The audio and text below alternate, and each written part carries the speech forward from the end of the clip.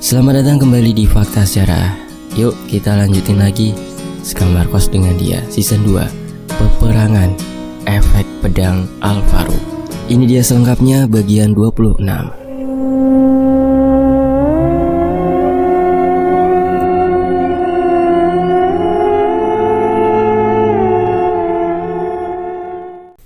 Di sisi lain, Tuan Haji, bagaimana Anda melakukan itu? Dan Anda dapat pedang itu dari mana?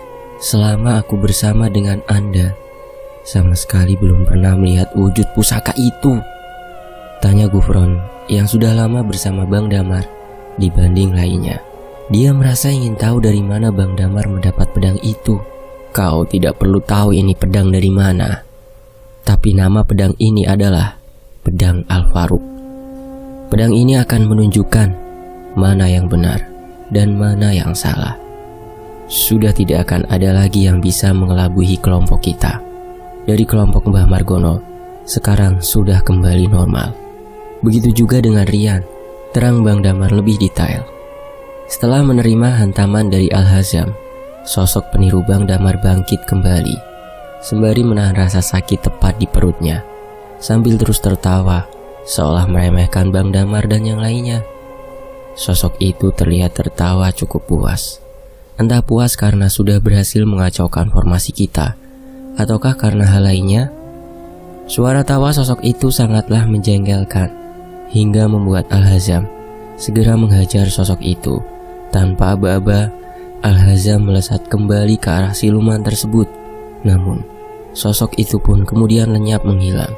Yang samar-samar sebelum lenyap, Al-Hazam melihat sosok asli dari sosok tersebut. Sial, kenapa dia malah kabur begitu? Penyamarannya sudah terbongkar. Al-Hazam terlihat kesal karena tidak bisa menghantam sosok itu untuk kedua kalinya. Mungkin akan tumbang dia jika sekali lagi terkena serangan Al-Hazam. Sudah tidak masalah, kita lihat kondisi Lagatirta. Jangan sampai dia terluka, karena hanya dia yang bisa memantau pasukan kita dari atas, ucap Bang Damar menghampiri Lagatirta. Saya tidak apa, Tuan Haji. Bagaimana dengan Tuan sendiri? Maaf, kami tidak menyadari sosok yang selama ini bersama kami bukanlah Tuan, ucap Lagatirta. Tak masalah Lagatirta. Kita tadi berpisah karena memang sangat halus permainan mereka. Mereka berhasil memindahkanku dan menggantikanku dengan tiruan itu cukup cepat. Tak kusangka peningkatan pasukan Bajra begitu terlihat, ucap Bang Damar menjelaskan kejadian tadi. Apakah Tuan Haji juga diserang musuh saat akan kemari? Tanya Gufron sembari memastikan keadaan Bang Damar. Musuh yang kulawan sama persis dengan yang dilawan oleh Ningrum sekarang ini. Oh iya, Lagatirta, tolong kau segera terbang ke arah Ningrum dan Endrasuta. Minta mereka untuk segera bersatu kembali. Dan tunggu Mbah Margono, karena lawan kita kali ini benar-benar telah belajar dari kekalahan yang dulu, dan sudah dipastikan serangan mereka selanjutnya akan lebih merepotkan, terang Bang Damar sembari memberi perintah pada Lagatirta. Baiklah Tuan Haji, saat ini juga saya akan sampaikan. Lagatirta kemudian langsung terbang meninggalkan Bang Damar dan yang lainnya. Sementara itu, setelah kelompok Bang Damar selesai dengan Ningrum serangan musuh tadi, ternyata hal itu bersamaan dengan kelompok Ningrum yang juga hampir selesai membantai para siluman pohon yang merepotkan, apalagi sampai bisa mengkloning diri mereka. Beberapa pasukan yang dibawa oleh Ningrum sudah bergerak menghabisi musuh.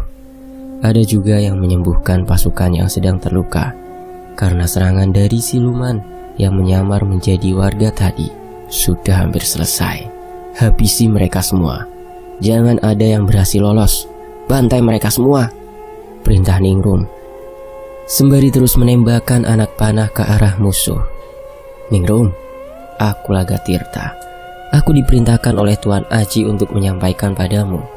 Setelah ini tunggulah Endrasuta dan tuanmu untuk bergerak bersamaan, karena musuh kita saat ini lebih berbahaya daripada sebelumnya, ucap Lagatirta menyampaikan pesan dari Bang Damar. Baiklah Lagatirta, kita akan menunggu mereka di sini. sembari kita menyembuhkan teman kita yang sedang terluka akibat serangan ini, ucap Ningrum sembari terus menyerang musuh yang sudah bisa dihitung dengan jari. Akan kubantu kau menghabisi mereka. Perintahkan pasukanmu untuk segera menjauh dari para siluman itu, ucap Lagatirta memberi aba-aba akan menghabisi musuh Ningrum yang tersisa.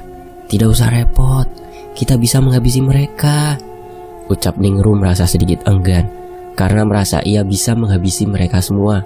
Lihat pasukanmu yang lain, banyak yang sudah terluka Ningrum. Akan butuh penyembuhan lama. Jika tidak segera ditangani, maka cepat perintahkan mereka mundur dan akan kuhabisi mereka dalam sekejap, desak Lagatirta. Setelah Ningrum melihat sekelilingnya dan memang terlihat banyak pasukan yang dibawanya terluka, Ningrum pun menyetujui bantuan Lagatirta.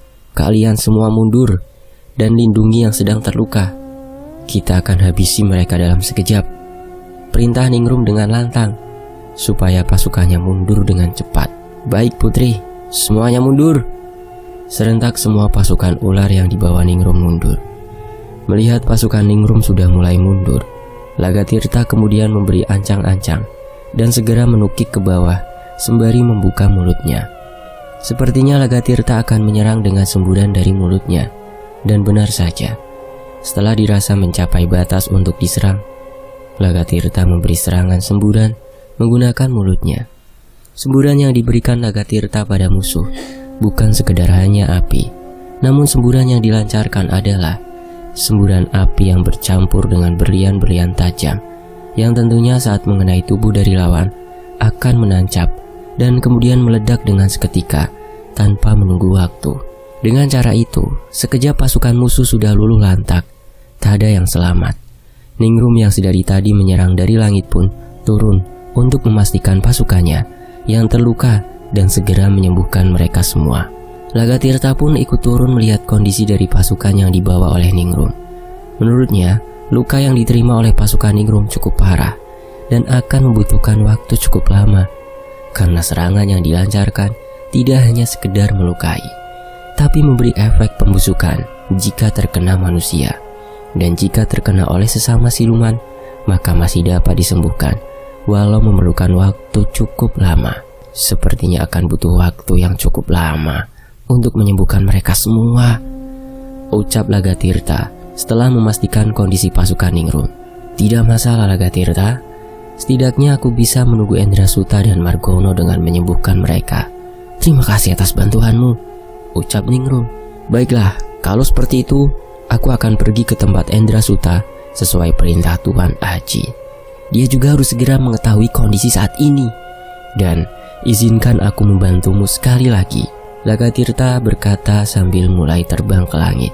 Sudah cukup bantuanmu, tenang saja, aku bisa menyelesaikan ini semua, dan kupastikan mereka semua akan sembuh, ucap Ningrum. Tapi tak lama, dan aku takut akan menghabiskan waktu kita di sini. Baiklah, aku pergi dulu. Lagatirta pun berpamitan dan segera menuju ke arah Endrasuta. Saat Lagatirta pergi, di saat itu juga ternyata air hujan turun, dan sudah dipastikan air ini berasal dari Lagatirta yang bertujuan untuk membantu pasukan dari Ningrum untuk cepat sembuh. Dan benar saja, para pasukan Ningrum yang dihujani air ini tiba-tiba sembuh dengan cepat. Dan untuk para pasukan yang tidak terluka, hujan ini memberi efek menyegarkan dan menyembuhkan rasa lelah akibat pertarungan tadi. Setelah semua terlihat sehat, Ningrum memberi perintah untuk membuat tempat perlindungan dulu dan menyisir seluruh kampung ini untuk memastikan tidak ada lagi musuh yang bersembunyi di sini, dan dipastikan area ini sudah bersih dari para siluman yang dapat menyerang Ningrum. Ningrum juga ikut menyisir perkampungan yang sudah porak-poranda akibat pertarungannya dengan siluman pohon tadi. Terlihat panah-panah tertancap di sana, rumah-rumah yang hangus terbakar akibat serangan tadi, dan beberapa potongan tubuh yang tergeletak di sana kemari. Tanah yang becek akibat air yang diberikan Endrasuta membuat tempat ini terasa lebih adem, karena terasa kalau pertempuran Ningrum dan siluman itu sudah selesai. Setelah itu dari sisi Endrasuta, setelah dia mengetahui kalau sosok yang diserang Golem bukanlah sosok Mbah Margono yang asli, Endrasuta kini membantu Golem untuk segera membinasakan sosok yang lancang menyerupai tuan mereka. Dan tentunya Endrasuta sangat khawatir dengan Ningrum karena merasa Ningrum berhasil masuk ke dalam perangkap musuh saat ini. Karena penyamarannya sudah tercium alias ketahuan, sosok yang menyamar Mbah Margono itu kemudian memberikan serangan balasan. Pertarungan cukup sengit, di mana Golem terus mengajar sosok itu. Walau kadang serangan Golem dapat dihindari, namun efek yang diterima siluman itu saat terkena serangan Golem sangatlah berat. Dan terlihat begitu kewalahan karena menganggap remeh Golem dan Endrasuta. Sementara pasukan Om Wowo direpotkan oleh serangan dari awan hitam yang dibawa oleh peniru Mbah Margono. Sosok yang menyerupai Mbah Margono itu sudah kelihatan sangat letih. Luka di area pelipis dan badan membuatnya merasa lelah untuk melanjutkan serangan. Dan kebetulan saat itu cahaya keputihan yang berasal dari pedang Bang Damar melesat di area pertempuran Endrasuta dengan sosok peniru itu. Dan seperti Mbah Margono yang tidak tahu cahaya apa itu, maka Endrasuta, Golem, dan para pasukan Om Wowo membuat pertahanan yang membuat celah sosok peniru Mbah Margono bisa pergi. Namun seperti yang lainnya sebelum pergi, samar-samar Endrasuta dapat melihat wujud asli dari sosok tersebut. Setelah sosok peniru itu pergi lenyap, Endrasuta memastikan semua pasukannya baik-baik saja. Tidak ada yang terluka. Namun Golem sepertinya masih memiliki amarah. Terlihat emosinya belum mereda, walaupun sosok peniru tuanya sudah meninggalkan mereka. Tak lama setelah itu, Lagatirta pun sampai di lokasi Endrasuta. Namun karena pertempuran yang baru saja dihadapi masih membuat Endrasuta dan pasukannya was-was untuk memastikan siapa yang datang, apakah tiruan lagi atau bukan. Endrasuta, aku Lagatirta, diperintahkan oleh Tuan Aji untuk memberikan pesan kepadamu, ucap Lagatirta saat sampai di lokasi Endrasuta. Apakah kali ini benar kau Lagatirta? Bukan sosok tiruan lagi seperti barusan? Sosok peniru tuanku, ucap Endrasuta memastikan. Ini sungguh aku Lagatirta, dan baru saja membantu Ningrum. Dia sudah baik-baik saja di sana. Dan aku suruh pasukan Ningrum untuk menunggumu di sana, supaya jika ada serangan dapat diserang secara bersamaan, ucap Lagatirta memastikan. Namun Golem yang saat itu sedang di puncak emosi tiba-tiba melompat ke arah atas, tepat mengarah Lagatirta. Namun ternyata Lagatirta berhasil menghindari dan tak kalah akal. Golem yang melesat ke atas malah dapat memegang ekor dari Lagatirta. Dan di saat itu juga Golem membanting Lagatirta ke tanah karena mengira itu adalah musuh. Golem, sudah cukup. Kali ini aku yakin dia adalah teman kita, ucap Endrasuta mencoba menghentikan Golem yang sedang marah dan tetap terus menyerang Lagatirta. Cukup keras juga bandinganmu. Sudah, sekarang dengarkan aku, ucap Lagatirta sembari melilit tubuh Golem dengan ekornya dan membasahi tubuh Golem dengan air yang keluar dari sela-sela sisik Lagatirta, dan ternyata membuat Golem menjadi tenang. Jadi begini, aku diperintahkan untuk memberi pesan supaya kau segera bergabung dengan Ningrum dan menunggu tuanmu di sana.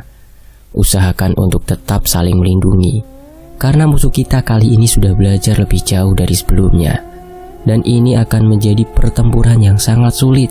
Usahakan jangan sampai terpisah lagi, ucap Lagatirta yang kemudian berpamit untuk pergi. Sebelum kau pergi, lalu bagaimana kondisi kelompok Rian? Tanya Endrasuta pada Lagatirta. Mereka aman. Pasukan mereka lebih unggul dari penyerangnya.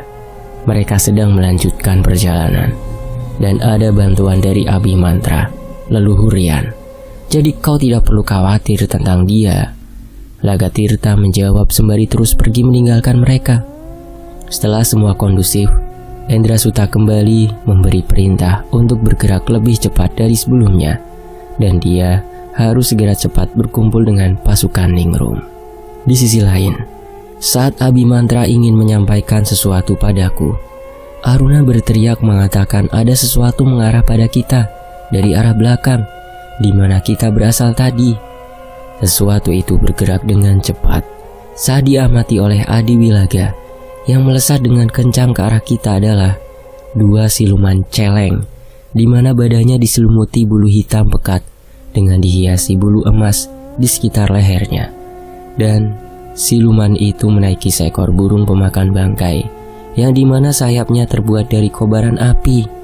"Awas, serangan dari belakang," ucap Aruna memberi peringatan pada kita semua. "Semuanya segera membuat pertahanan," seru Sinta memberi perintah pada pasukan untuk membuat tameng. Karena serangan ini bisa dikatakan mendadak, aku yang tadinya mau mendengarkan apa yang akan dikatakan oleh Abimantra, otomatis langsung menunduk dan melindungi kepalaku dengan tameng. Sinta pun langsung memelukku sebisa mungkin menutupi tubuhku supaya tidak terkena serangan. Sedangkan Abimantra, dia langsung berdiri, menyiapkan tangannya, membuat tameng kubah yang menyelimuti aku. Sinta dan anak kecil bersisik tadi. "Kalau tidak cepat, salah satu dari kalian pasti akan mati." Salah satu siluman celeng itu tertawa sambil mengatakan hal itu dan melesat melewati kita. Ini bukan serangan, tapi ini adalah peringatan yang jelas membuatku bingung. Siapa yang akan mati? Apakah di antara kita sedang dalam keadaan yang terdesak dan akan kalah? Mendengar peringatan dari musuh seketika membuatku langsung terfikirkan oleh kelompok yang lain. Bang Damar, Bang Margono, apakah mereka semua baik-baik saja? Abimantra juga merasa heran. Kenapa bisa dua siluman itu hanya melesat melewati kita saja? Bahkan tidak ada sama sekali penyerangan, hanya sebuah peringatan. Abimantra merasa sangat aneh. Jika memang ada yang terdesak, apakah itu mungkin? Sedangkan mereka semua memiliki pasukan ampuh dan sudah terbiasa dengan pertempuran ini. Bah Margono, nama itu langsung berada di pikiranku karena sesuai informasi yang tadi didapat bahwa kelompok Bah Margono sedang terpisah menjadi 3 kelompok. Apakah itu yang dimaksud siluman tadi? "Agrani!" Aku memanggil kuda terbang itu untuk memberi pesan pada Lagatirta jika memang dia sudah kembali berpatroli di atas. "Bagaimana? Ada yang bisa dibantu?" tanya Argani padaku saat dia sudah turun dari atas awan. "Apakah Lagatirta sudah mulai berkeliling di atas?" tanyaku pada Agrani. "Sudah. Dia baru saja menuju tempat Ningrum dan Endra Suta, dan setelah ini dia akan menuju kemari." "Adakah pesannya ingin disampaikan?" ucap Agrani memberi info dan bertanya. "Tunggu Denrian, saya rasa yang dimaksud para siluman tadi bukanlah orang kita yang berada di sini," ucap Adi Wilaga yang sepertinya merasa cemas tiba-tiba. "Apa maksud kamu, Adi Wilaga?" tanyaku heran. "Putri Pia, dia sedang cemas. Orang rumah, sepertinya ada yang tidak beres. Ada sesuatu yang baru saja terjadi." Rasa cemas yang dirasakan Adi Wilaga ternyata tersambung dengan perasaan Via di rumah. Apa yang baru saja terjadi di rumah? "Abimantra, kau dan yang lain terus berada di sini dan terus maju. Dan kau Rian, ayo ikut aku pulang ke rumah. Ada yang tidak beres. Lasmi pun sepertinya sedang tidak baik-baik saja," kata Sinta padaku sembari dia memeluk tubuhku dan membawaku melesat kembali ke rumah. "Baiklah, akan kuurus bagian kita di sini. Pesanku, jangan terlalu gegabah dalam mengambil putusan di sana. Semua akan baik-baik saja," ucap Abimantra yang kemudian memberi perintah pada pasukan untuk kembali melangkah maju ke titik di mana nanti akan bertemu dengan kelompok lainnya. Dalam perjalanan menuju rumah, aku terus terfikirkan, kenapa aku tidak merasakan sesuatu yang terjadi pada anggota keluargaku di rumah? Ada rasa sedikit kesal pada diriku sendiri. Kenapa tidak bisa sepeka yang lain? Apakah aku memang selalu ceroboh ini? Kulihat wajah Sinta yang sepertinya biasa saja. Entah memang biasa saja atau memang dia sedang mencoba menyembunyikan perasaan gelisah karena ada yang tidak beres di rumah dan takut menampakkan ekspresi gelisahnya padaku yang nantinya malah akan membuatku makin tidak karuan. Sinta, walaupun memiliki perilaku asal-asalan dalam melakukan suatu hal, tapi selama dia berada di sampingku sekarang, dia sangat patuh padaku dan lebih peka terhadap apa yang kurasakan, sehingga dia bisa lebih mengambil posisi bagaimana cara berperilaku. Mungkin sifat barunya ini bisa didapat setelah dia belajar dengan kelompok Bang Damar. Kuharap sih begitu. Sementara itu, portal di mana kita masuk pun sudah kelihatan. Dan seketika kita melewati portal itu dan kembali ke dunia di mana aku berasal. Kulihat di sekeliling rumah sudah kembali berhamburan, seolah di sini juga mendapatkan serangan dari pasukan Bajra. Dan itu sudah pasti, 2 siluman itulah dalangnya.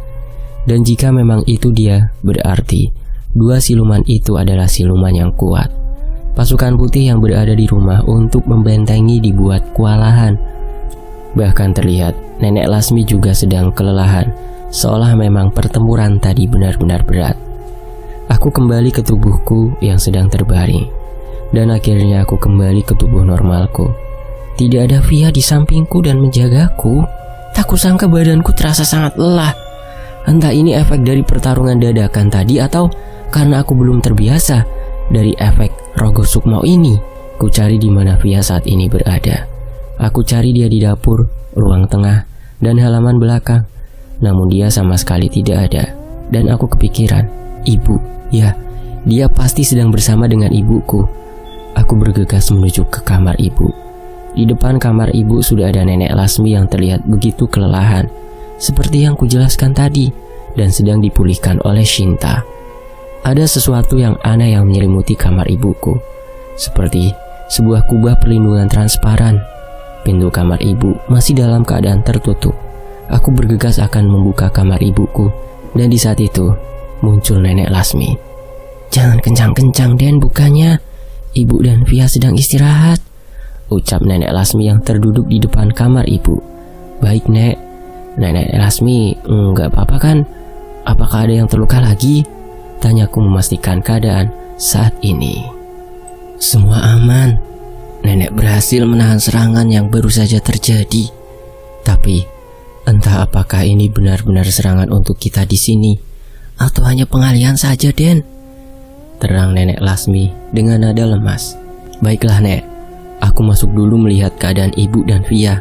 Aku membuka pintu dengan perlahan. Mereka baik-baik saja, dan mereka tidak menyadari serangan barusan.